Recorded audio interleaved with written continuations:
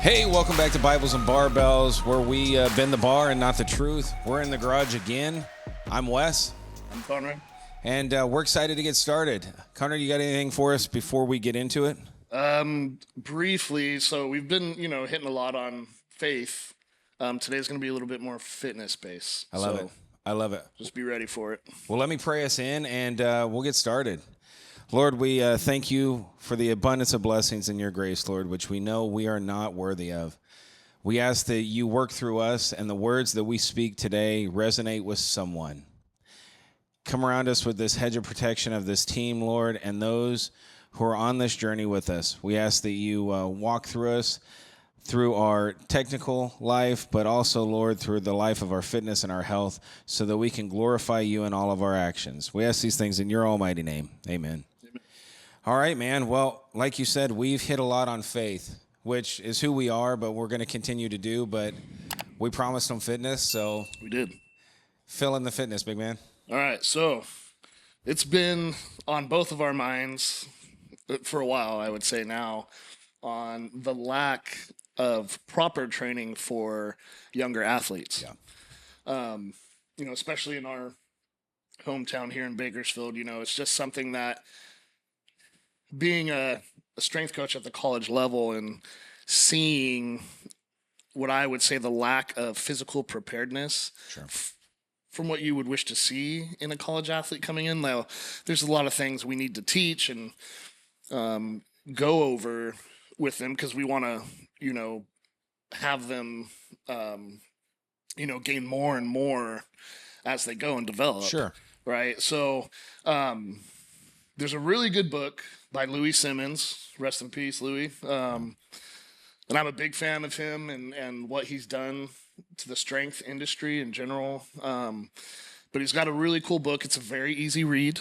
Yeah. I mean, a parent could read it, coach, Yeah, youth it's a little coach. over 100 pages, right? But yeah, Like, it's super quick. easy to read, but very good book in terms of training younger athletes.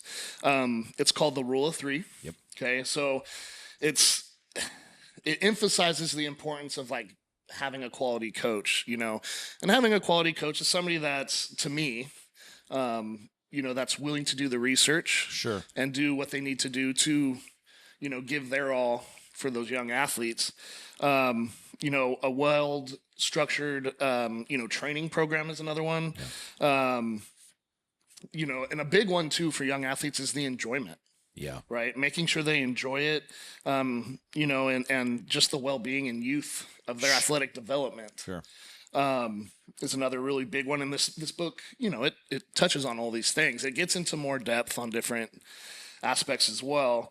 But the focus is training boys and girls from ages like 7 to 10. It's a very important age. I don't know if we'll get that much in depth on why that is. Sure. But this is based off, I guess what used to be the Soviet Union. Yeah. Louis Simmons took that and basically what we would say Americanized it, right? And wrote this great book. But it's basically it's based off the Soviet or old Soviet Union's approach to general physical preparedness, what we call GPP. Yeah. So and he's got other things in there with like some more modern advancements and all those things, right? Yeah. Because back in the day, a lot of Europeans were far, far ahead of us in terms of their physical fitness and their athletic aspects prowess. of training Yes, and all that stuff, absolutely. right? So absolutely. But and he does talk about certain key areas like genetics, Sure. flexibility, endurance, general strength, jumping ability. So it's very. I would say in terms of like, getting them starting young like that, it's these little factors, like teaching them how to jump. What's the right position to load the body to jump? Yeah. How do you want to catch, right? So you keep your knees safe and, all these different things, endurance, your speed, proper running mechanics, lifting mechanics, things that are going to make it safe.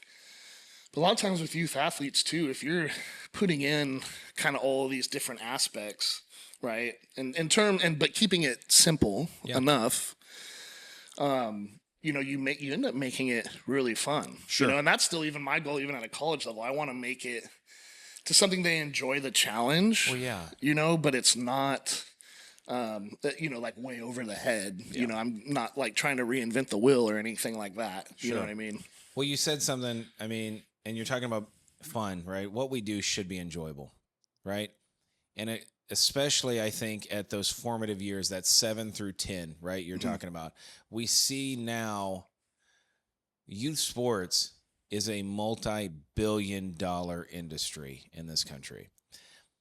And we also see the burnout and the injuries that are a result of that because of the lack of a firm foundation in what they're doing, right? And that really building that GPP, right? So really building into that. But also, you've got, and it's going to sound bad, but I guess I don't care, in the fact that you've got people living vicariously through their children or coaches living vicariously through their athletes, and their coaching approach is all wrong. Yeah. Right? They're not thinking about the well-being of that kid or the enjoyment of the sport or sports that child's playing. And it's creating issues that should not occur, right? And we see it every single day in what we do, and it's sad. It really is bothersome, which is why I love this book. And if more people would read it, and come to understand what we're talking about, it would be a much better approach. It would be, and I don't know. He makes it a lot more simple to understand, which is nice. If you're not like into the strength world, like we are. Like when I read it, I'm like, oh my God, this is like. It's phenomenal. Super easy, which is good. Yeah. To make it understandable. But the issue, that we see a lot of times now too, just to touch on what you were saying, is our youth athletes, we're seeing more and more what we call overuse injuries. Correct. And this is partially, there's multiple reasons a lot of the time, but partially it's either because they're overskilled and underdeveloped. That's probably the biggest one. That'd be number one, I would say. Lack of quality coaching. Yeah. So let's say baseball, for instance, right? I have a nephew who's real big into baseball, playing club baseball, is an awesome athlete. And his sister's also a great athlete, great volleyball player, and she's kind of dealing with a knee issue, but, she could be hitting a growth spurt, but, coaches are like, well, you just, get through it. And which to an extent, sure, I'm not saying that's necessarily a bad thing, but part of that quality coaching is like, okay, if she's really having, we need to kind of cater to that a little bit. Yeah. So we don't hinder it or make it worse. And like my nephew I was talking about with baseball, you see a lot of these kids at this young age, they're like throwing these insane amount of pitches because he's a pitcher. He can play anywhere, but I think he enjoys pitching. And, so you're, some of these kids are throwing 70, 80, 90, ridiculous amount of pitches. That young, Yeah. right? So it's just, that's pretty, to me is, I'm like, whoa, because it's, the aspect is lost, especially with younger athletes. Even at the college level, it should be about development. Yes. Not about wins and losses, because I think if you focus on the development aspect of things with your athletes, winning's a byproduct. Exactly. It's not always going to happen, but no. But more times than not, you're going to win. You're going to win. Yeah. And it might not just necessarily mean like winning the game, but maybe you have a bunch of your athletes move on. Yeah. And they're in great shape. Their longevity has increased because you focused on strength training, so physical development. Sure. So it's like my nephew and my brother-in-law, he's got him training with me in the garage now. They're back in school, but at least, 1 or 2 days over the weekend, and then over winter break and like summer, we try to really hit it, like at least 3 days a week. So I can throw in some speed work there. And when you're building the foundation for it. Exactly. And so he's already, in the short amount of time, we've already seen these pretty drastic in terms of like his mechanics, sure, and certain things, and he's moving better. And, so there's more than one aspect to this issue of this overuse injuries. You got 12, 13-year-olds having Tommy John surgery. Yeah, I just saw that. Some of these Little League World Series kids, like, wild. They're throwing, their max pitch is supposed to be 65 or whatever it may be, but they're pitching game after game after game, and they're 12 years old coming in a brace because they had Tommy John's. Like, what are we doing? Yeah. Like, we have failed that kid. We have, I mean, to an extent that we'll be lucky to see that young man use his arm in his latter years, you know? And it's like, for what? Well, what's the end goal? Yeah. Right? Do you just want to like bear it? Like just they're going to give everything they have and break, Yeah. you know, and then they're done. Or do we want them to move on and go, you know, have at least the ability or the chance to go to the Whatever next highest level they can. Yeah, exactly. Right? So, but again, like this book, it'll talk about genetics. It's not necessarily everybody, you know, obviously, I mean, less than 1% of people go pro or whatever it is. Yeah. You know, and it's hard, you know, and coming from ex-athletes, you know, you can do everything right and it's still not going to happen. Oh, 100%. I mean, because again, genetics are playing a part in there. Absolutely. You know, there's all kinds of different things. But now like in this book, The Rule of Three, we've jotted some notes down on this, but he's got some core principles in here, which I think are very quality.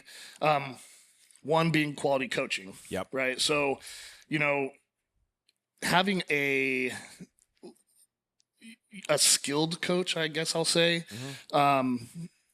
is going to be pretty crucial for guiding younger athletes or athletes in general, you know, even at a high level. Right. But, you know, you need to provide that proper instruction. Yeah. You know, ensure, you know, a positive training environment. We always talk about how we, at our level, at the college level, we want it positive, but we want it violent. Sure. Yeah. Oh, right. Yeah. Now, and different sports are different, right? And it's different with boys and girls. Like I don't train a lot of necessarily my women's and men's team quite the same. No. You know, you have to take into effect just those biological differences and things like that. But again, that's part of quality coaching. Absolutely. You can't do like, this is how I do things. This is how everybody's going to do it, no matter what sport you play, what kind of athlete you are. Right. So that's part of, to me, quality coaching is really, I guess, more or less kind of thinking outside the box and making it, you know, the right environment for each team, each athlete, each, you know. I think every coach has their own foundation, right? They have their own foothold. They have their own approach. However, if that coach fully grasps the idea of, I'm not just here to coach a sport.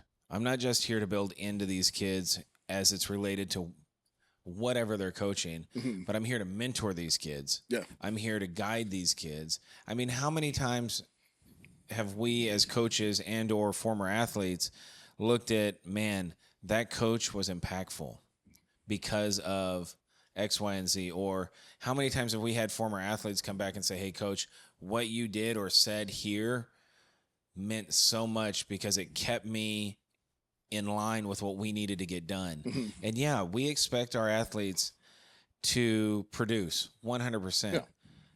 But their production is a byproduct of how we coach them. And, you know, I think about it all the time, not coaching now, or I should say not coaching at the collegiate level now, and the fact that there's an aspect of that I miss because I liked the mentorship side of coaching. Yeah.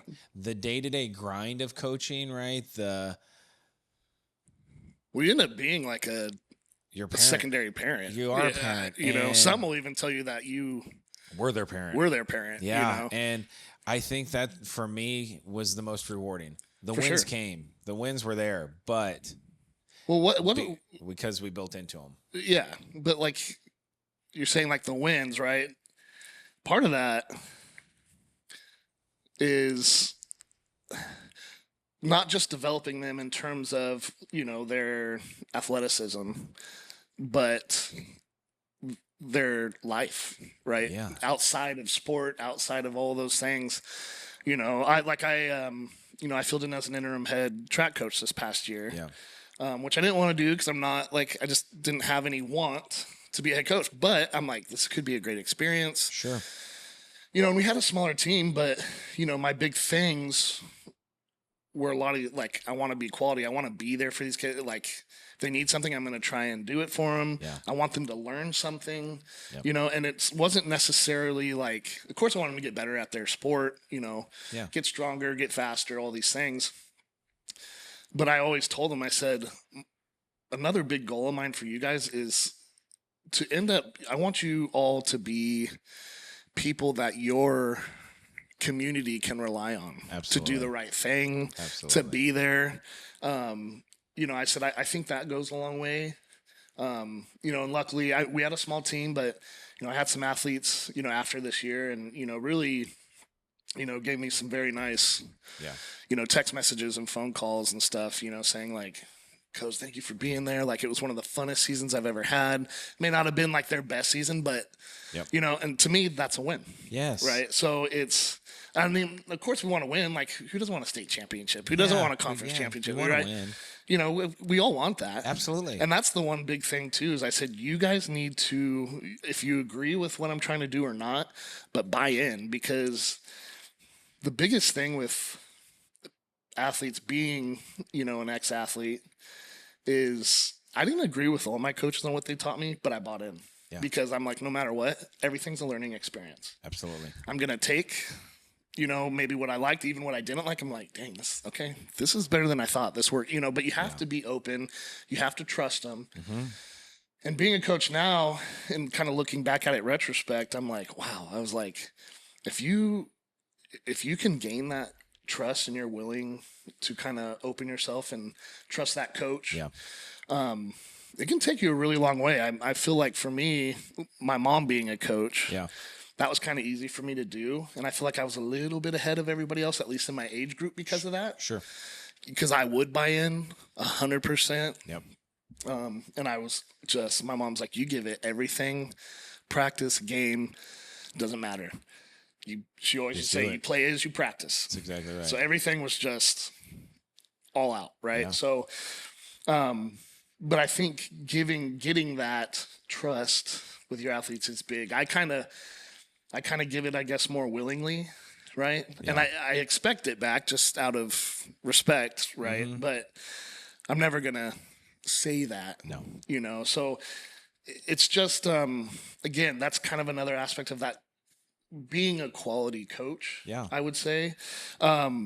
You know, and there's other things that lead into that. Like, again, from this book, there's another couple, I would say, core points. And one was having, you know, a athletic training plan, like you know, being organized. Mm-hmm. And when I say athletic training plan, a lot of times, like what we do as strength coaches is we have an annual plan, right? So we make this annual plan, and obviously things don't always go the way you need them to. So you got to fine tune things as you go. But if you already have this set, you'll be like, okay, we can switch this here.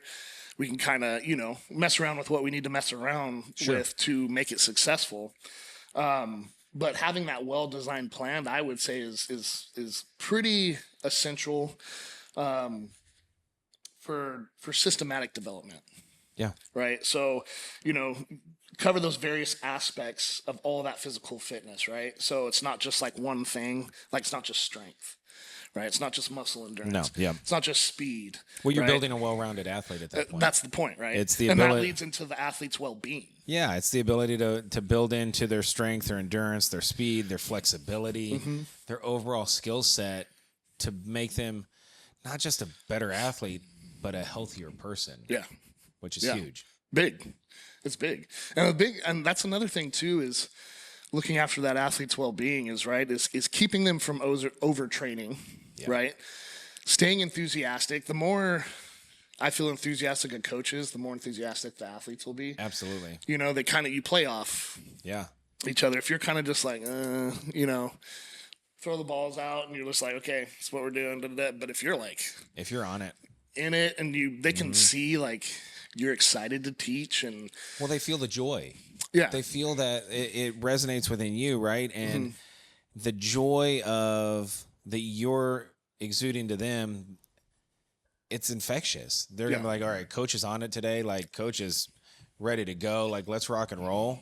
And your athletes will respond to that, especially if they bought in, like you said. Oh, yeah. And they know that you care and you've got their well-being at the forefront, right? So they're going to jump in and be like, all right, let's rock and roll, you know? And when you do that and you have those athletes, you've built that foundation. They trust you as a coach, right? You exude the joyfulness of what you're coaching or doing, and you've built that plan. You know there's a long-term plan for success, right? Everybody involved is happier. Yeah. We see it. We see coaches that are like that. We see elite programs. I mean, from, you know, whether it be football, basketball, you see every sport that has that success at every level as well. You can walk out onto a little league baseball field or a soccer field full of kids, and you can see the coaches that are enthusiastic, and you can see how those kids respond. It's easily noticeable. Absolutely. I think. You definitely see it. Yeah. You know, it's important, and not just necessarily for these younger kids, you know, as athletes, but just, you know, learning all those like lifelong lessons, you know, like being on time. What's being on time? Being there right when you're supposed to be there, being there 15 minutes early. Yeah.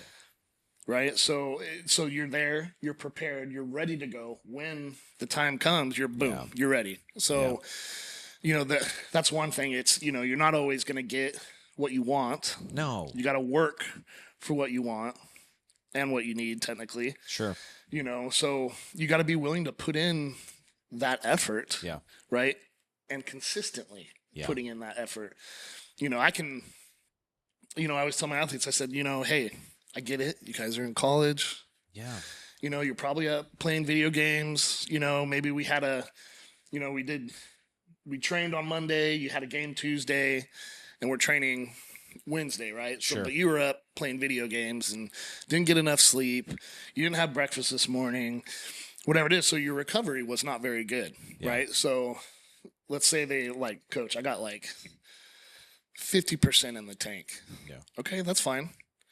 Give me 100% of that 50. Exactly.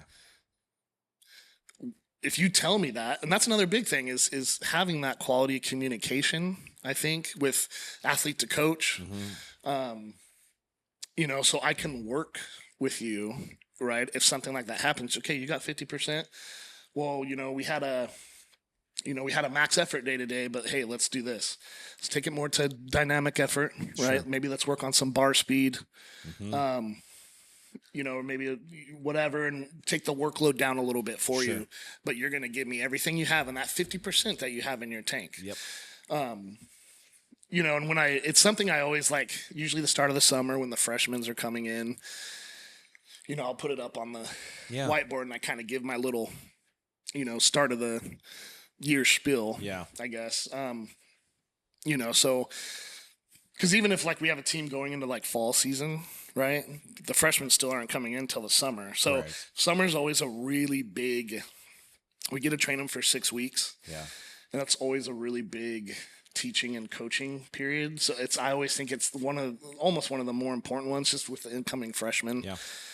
Outside of that, off season is obviously the next most important. And then in season, right, we're just kind of trying to maintain what we've gained and hopefully keep developing, which is another thing that I like about Louis Simmons and his conjugate method. And it's what I usually use more or less during season for my teams. Because, right, of course, being strength coach, we love data. So, you know, when I started doing this, I started with my baseball team. They were kind of my test dummies because, right, in season, the level we're at, it's only a couple days a week, right? And it's only one strength coach, which is the team. So, you know, and you have multiple teams. So they were kind of my test dummies, and, you know, and I was open with them about it. I said, hey, this is what I'm trying to figure out. You know, so if you guys have any comments, whatever, you need to tell me. I want to know because you're in season. How you feeling? Yeah. You know, so I usually on like Canvas, I'd post up like sometimes a questionnaire or something. Sure. Be like, hey, you know, how are you feeling? And, you know, I don't necessarily know when pitchers are going to pitch, right? So if we're training before or after, I kind of need to like, I always explain to them how to like, you need to learn how to auto-regulate yourself or communicate with me so I can help you with that. Because if you just pitch, you're going to be gassed. And maybe whatever we have doing that day is just not a good thing for you to do. But again, you could be a quality coach and you want to work and do that extra work or whatever, or just be, whatever kind of coach and be like, well, guess what? You're still going to do it. Yeah, this is our plan. This I'm is not, what we're doing. so you have to be, you always got to have, again, part of that quality coaching is organization, right? But it's having that plan A, B, and C. Yeah. So, that's just big. But that conjugate method, I always tell people, I think is like a cheat code for athletes. Because you're getting, your different methods, right? Through these different phases. So you have like your repetition method, your max effort method, your dynamic effort method, your static dynamic effort. Now I've had to since I'm like, well, we can only train 2 days a week, so I can't, how we'd like, if we were going 4 days a week, I could really kind of do a true conjugate, right? So I kind of have to, make twists and turns with it so it works. Yeah. So a lot of times what I end up doing is one day is like a max effort method. The other day is a dynamic effort. Okay. And then they flip every week. So you're getting ample recovery in between those max effort days. Yeah. And especially in season, it works really well. Okay. So my thought there was instead of trying to just maintain what we've gained in the off season, I was always like, well, how can we can still like develop? It might not be as exponential as an off-season training, Sure, but we could still develop. Mm-hmm. So I started doing these, and I'm comparing them, before I did it, and as I've gone along and kind of made it better and better. And this past spring, I'm looking at the data. I'm like, oh my gosh, we actually got stronger in season for the. Yeah. Like first time. It's taken me some time to get here, Sure. almost 3 years, because I've really been messing around with it to Yeah. try to make it quality. And I think I got it now. I kind of, in terms of like kind of using that conjugate, I really just kind of use it more so in season. Sure. There's tastes of it, obviously, in the summer training. But again, like I said, that's a big teaching period. Yeah. So I'm wanting them to learn safe, proper mechanics, how I want things to look. And I'm one of those coaches, like I want them to make the mistake when they're done. So let's say front squats. And they're like, I was like, okay, your knees are going valgus, so your knees are caving in. That tells me you have some deficiencies in the hips and the glutes. Sure. More than likely your ankle flexion's poor. And if I see a wide variety of people like that, then I'm like, okay, I need to start adding in, precise accessory work for these things. But I want them to make that mistake, or maybe they're having trouble, holding the elbows up.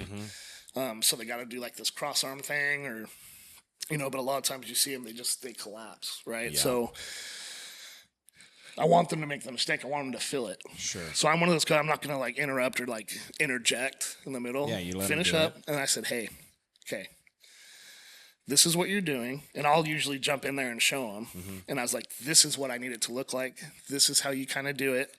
But I always remind them, I said, you're not going to get it right away. You're not. No. But on this point,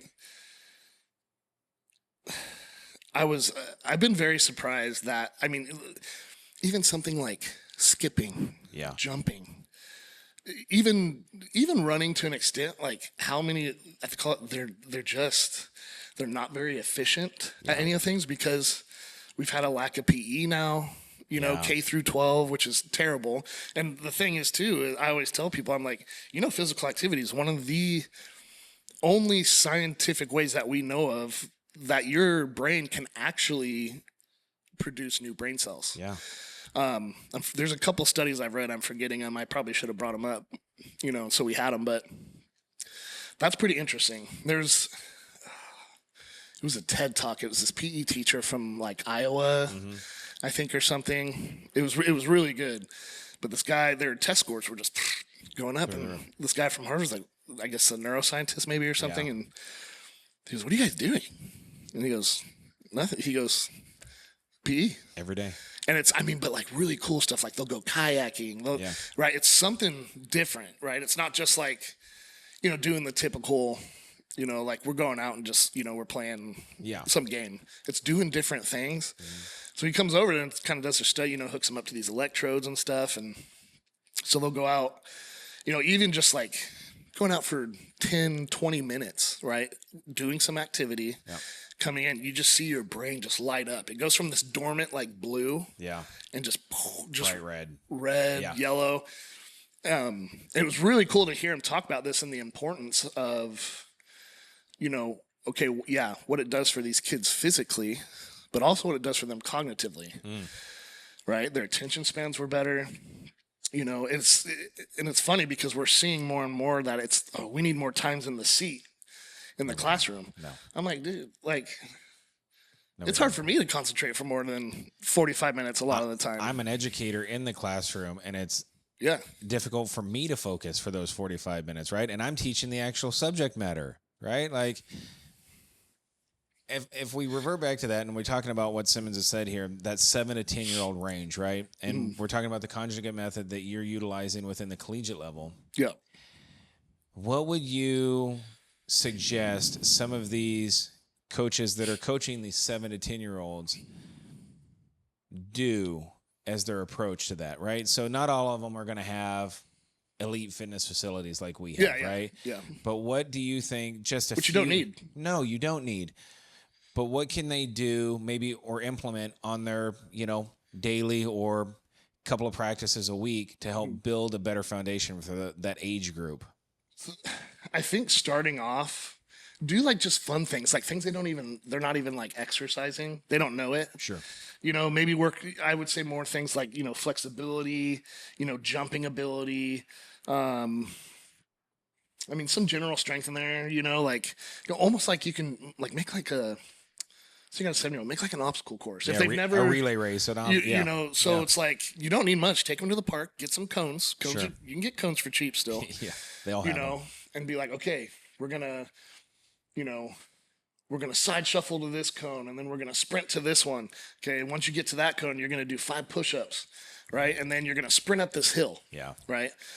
Things like that. Or then you work on, you can, if you want to bring some jumping into it, like just, you can even get, higher cones, short cones, whatever, and have them like do a short high.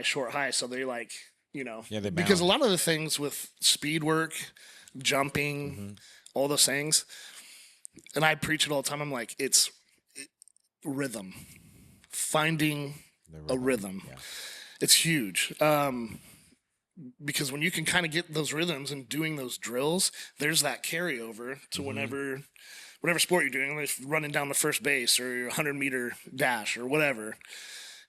Those things you do, right, where you have to have those rhythm in those drills, it carries over. Oh, absolutely. That's why you've seen a lot of track coaches, like sometimes, like if they're warming up, they play certain music. Correct. To kind of, So it's like, and sometimes like I'll cadence it, like just to kind of help them get there. Because that's the another thing too that I noticed I purposely in warm-ups put in certain drills or exercises that are super rhythm based to see, like a 1, 2, 3, boom, boom. Yeah. Right. So it's like you're on a right leg, you're going 1, 2, 3. It's all a 1, 2, 3, boom, boom is basically you're working on front side mechanics of sprinting. So like you're jumping on one leg for 3 and then bringing up the other knee, then the other, right? And then 1, 2, 3, boom, boom, boom. 1, 2, 3, boom, boom. Yep. So like all like yell it out as they're going. The second time around, the first time I don't, and it's just like all over the place. They're like, oh, they look like a baby giraffe. And then when I cadence it, it changes pretty good. Yeah, but it's doing those things even at a younger age. Yeah, right. So then when they come to me, it would make my life easier. I wouldn't really have to dial it down so much. Sure.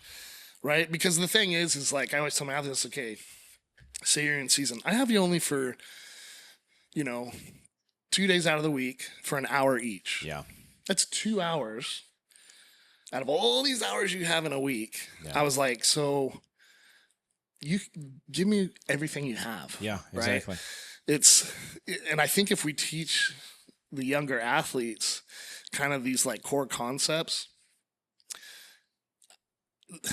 I just feel like the earlier they know these things and get them down, it's just the better it's going to be for them as they grow. Oh yeah. You know what I mean? So Well, it's like, I mean, and that's with everything. That's with their sport, with, you know, their home life, work life. Well, it transcends everything, right? Yeah. Like it literally, if you are coachable and you have that foundation, it transcends.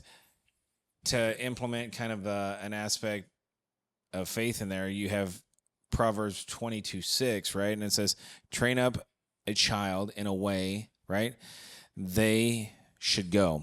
And when they are old, they will not depart from it, right? So Amen. it's literally training them now, 7 to 10. We do it as young children as well. We tell our kids, no, don't do that. You're going to get hot. You're going to get burned. It's hot, Yeah. right? But from a training aspect and from a foundational aspect, we train them.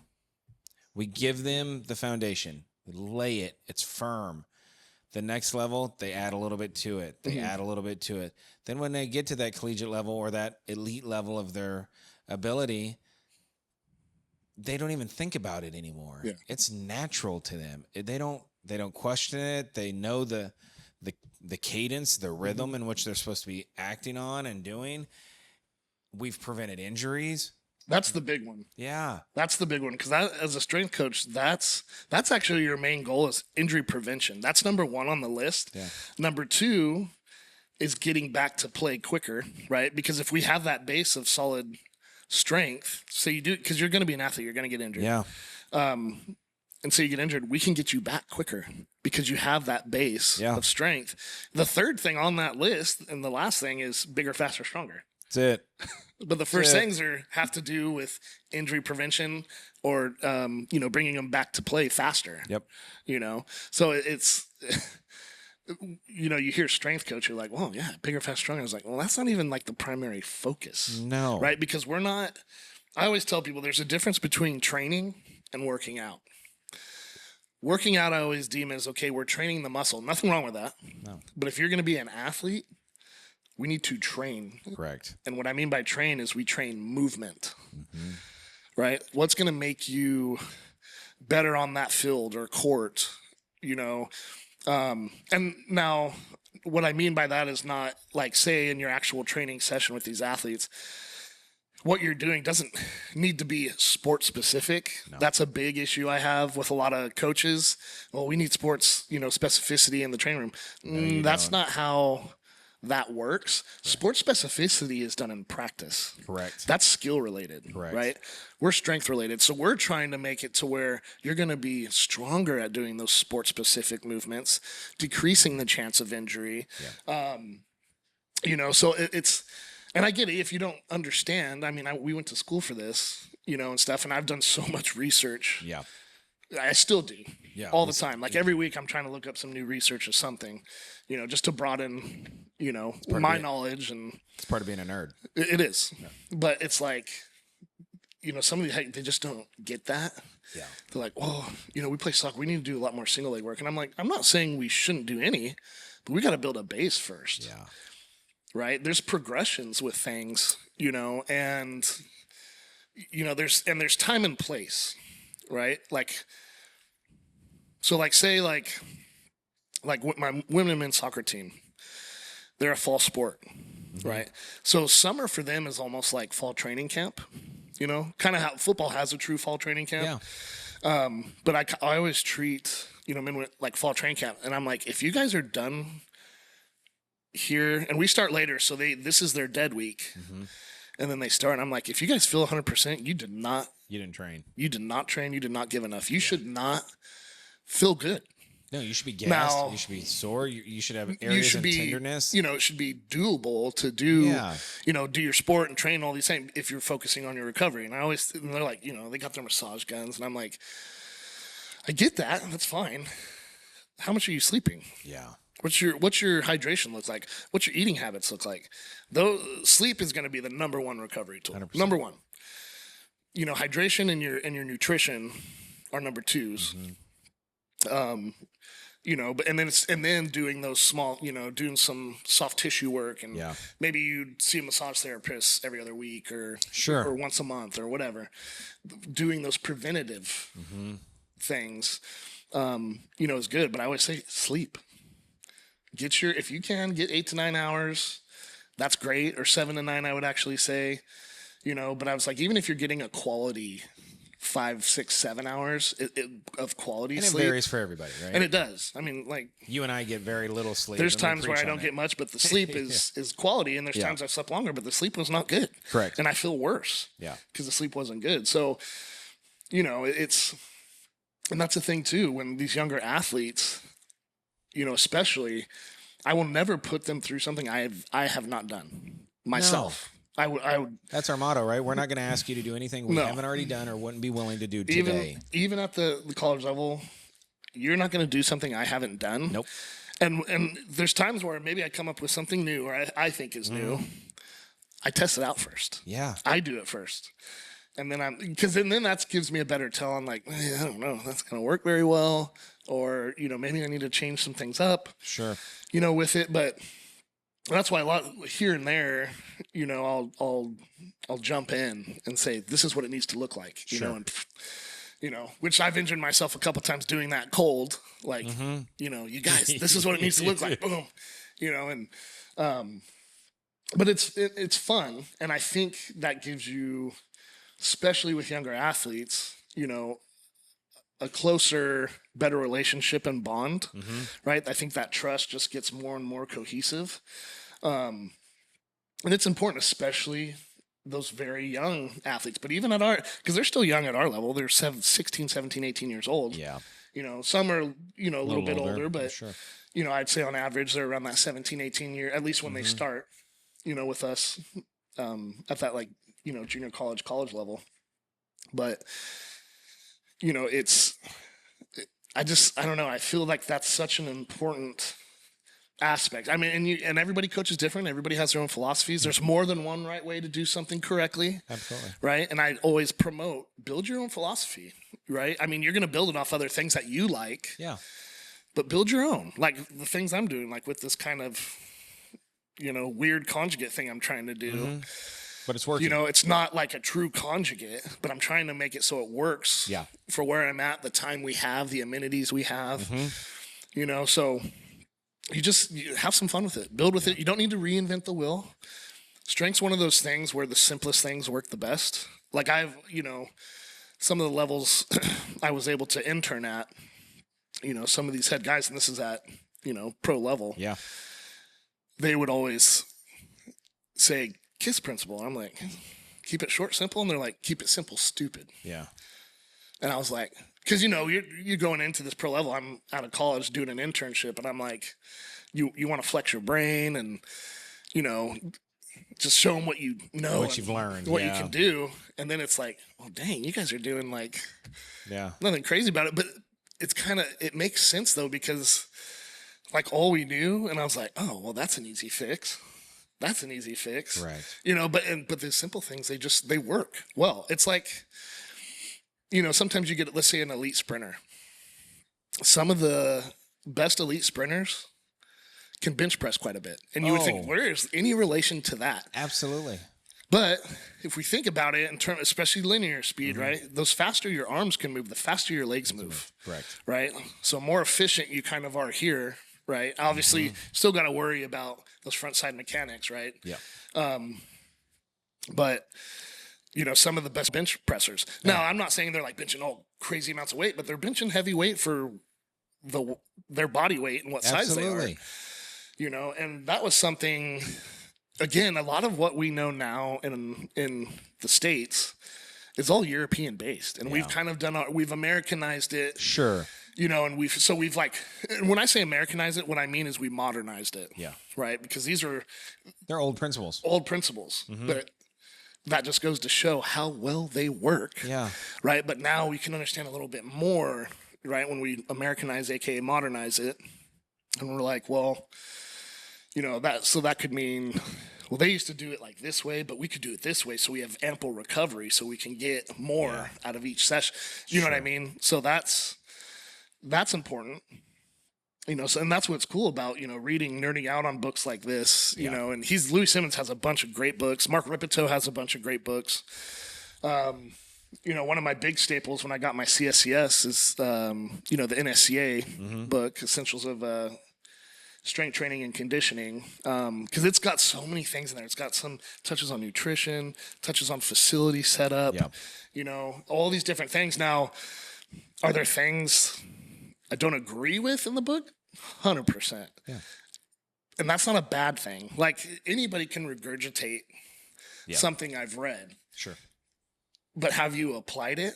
How did it work for you? Exactly.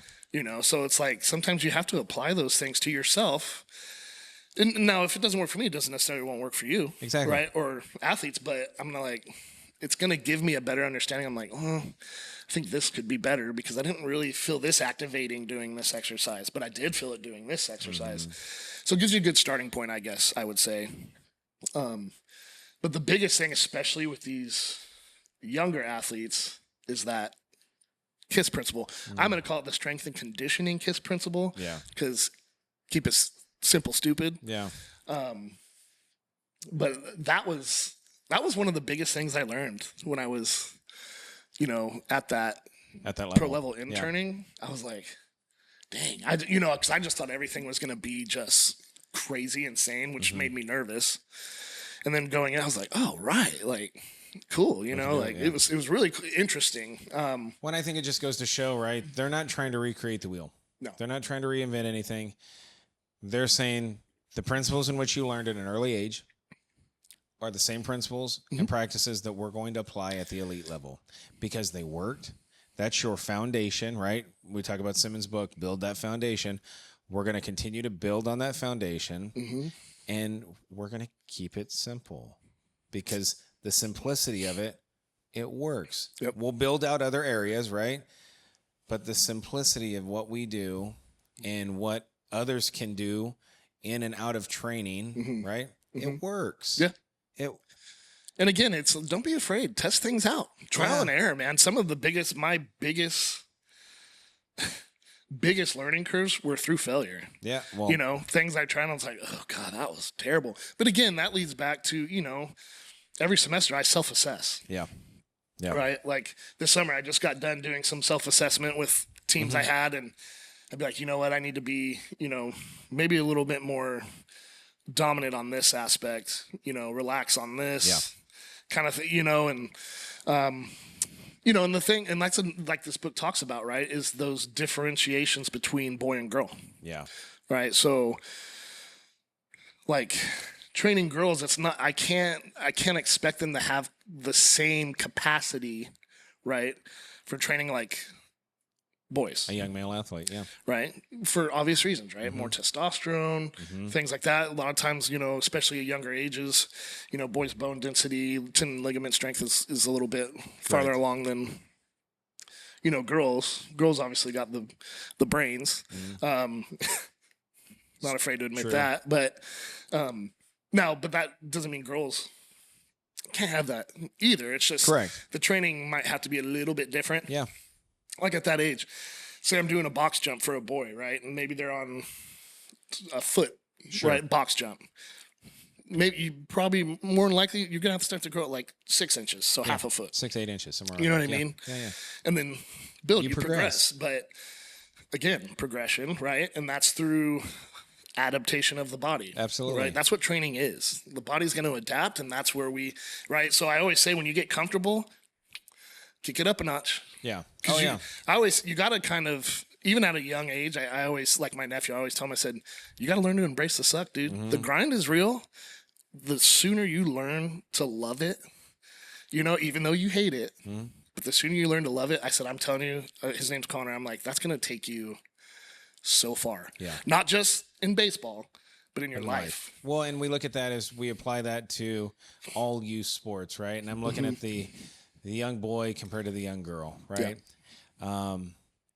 I think coaches need a better understanding that the boy at that age, right, like you said, is developed differently, right?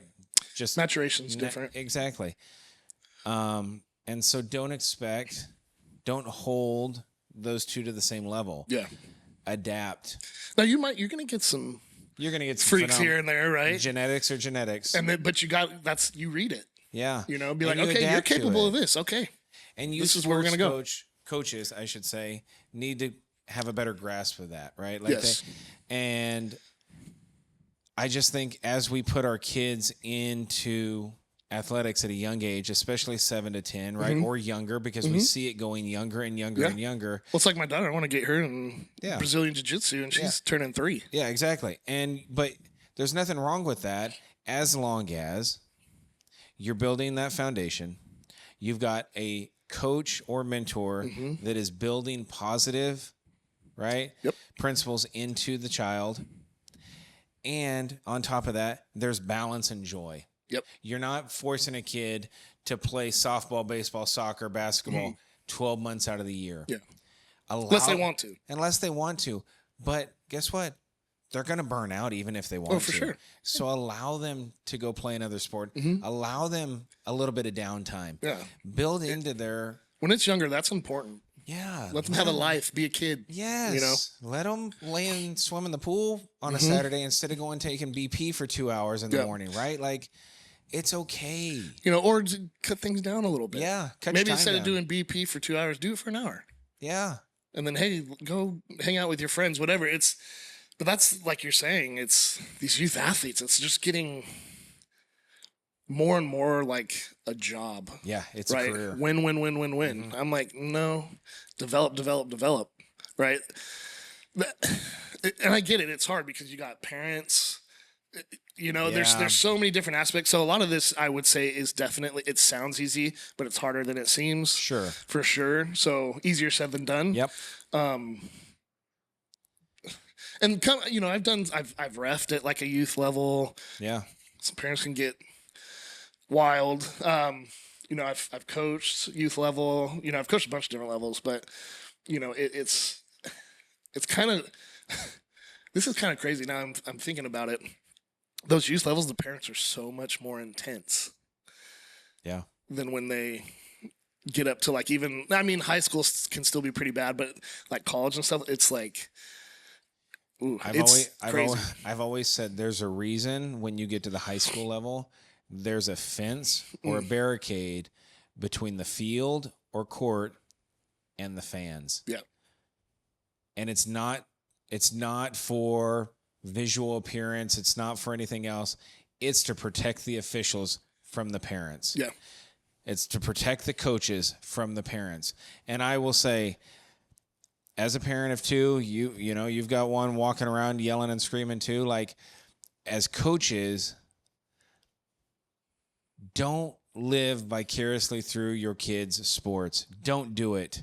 Don't force them to do it. Don't say you have to be the best at this. You have to do this. You have to do X, Y, and Z, because that's going to create the burnout. That's going to take away the joy, and you're gonna fracture your relationship with your kid more than anything.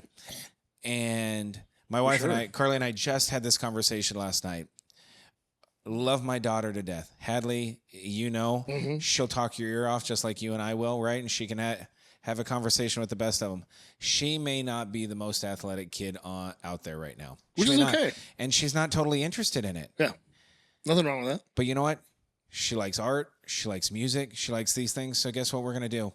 That's what we're going to feed into her, because that's where she finds her joy.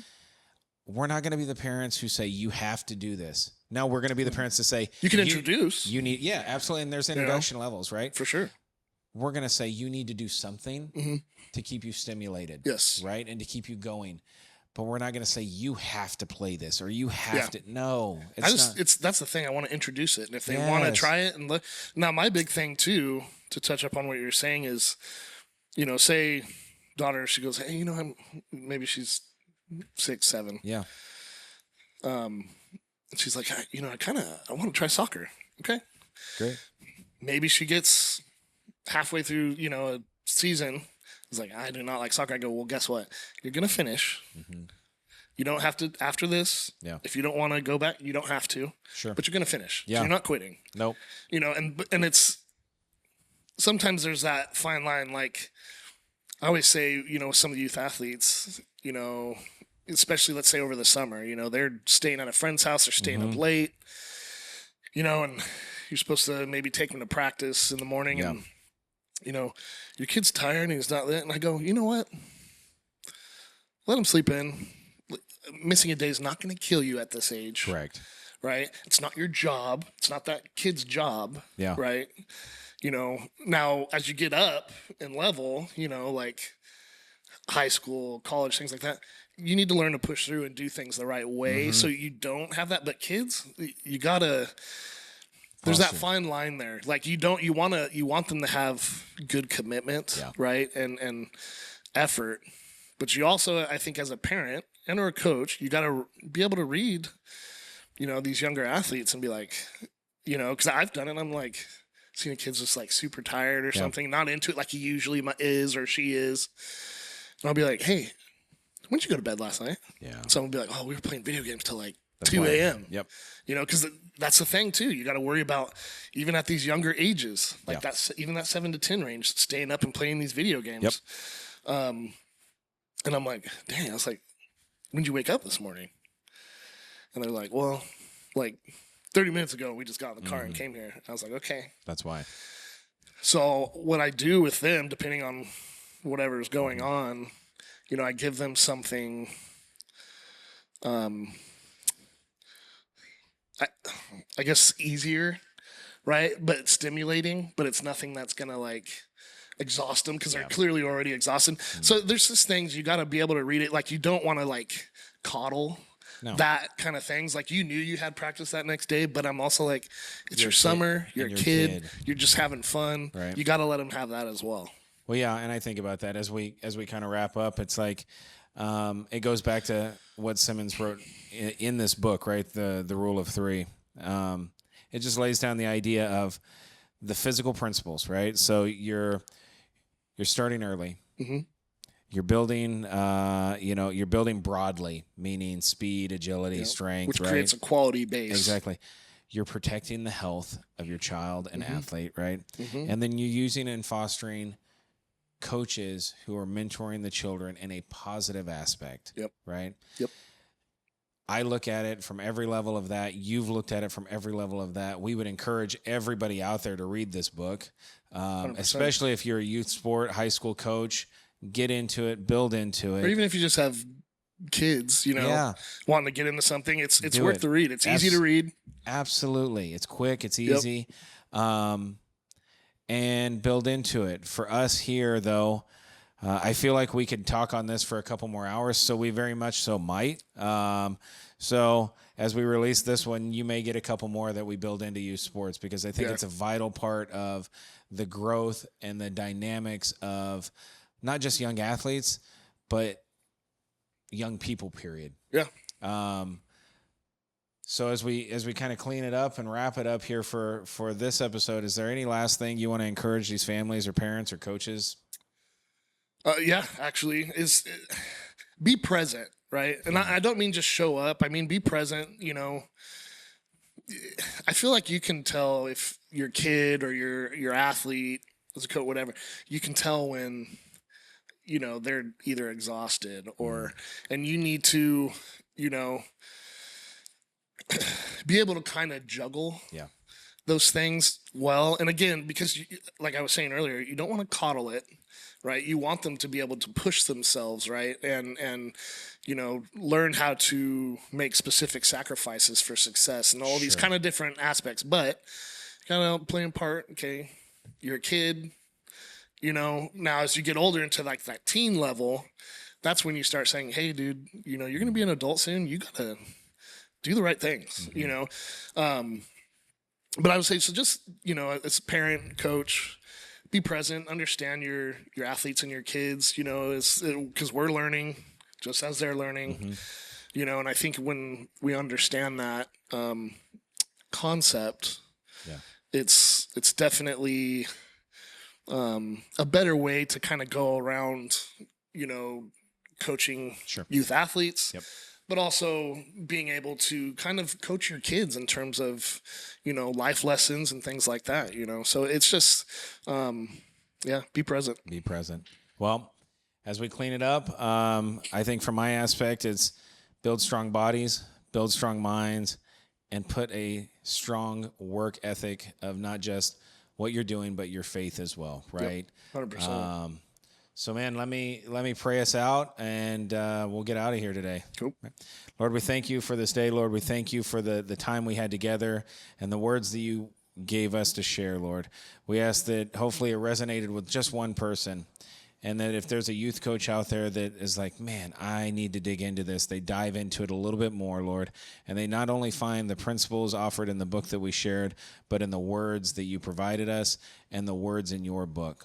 Lord, we ask that you guide us through the next few steps and lead us through the next journey of this podcast, and come around our listeners and viewers with a hedge of protection so that they can build strong mind, body, and spirit through you. We ask these things in your name. Amen. Amen. Hey, guys, we appreciate you tuning in. We appreciate you listening. If there's a tough subject you want us to cover, or just something more you want us to share with you about and dive into, like we said, we're nerds. Write it in the message in the comments below. Send us a message through any social media aspect, and we will cover it. We will dive into it. We'll geek out, and we'll get into it. As always, we thank you. We thank the team from the Bakersfield Sound Company, Drew and his folks, for doing what they do best and keeping us looking the way we look on film. But as always, bend the bar, not the truth. And we'll see you next time. Good.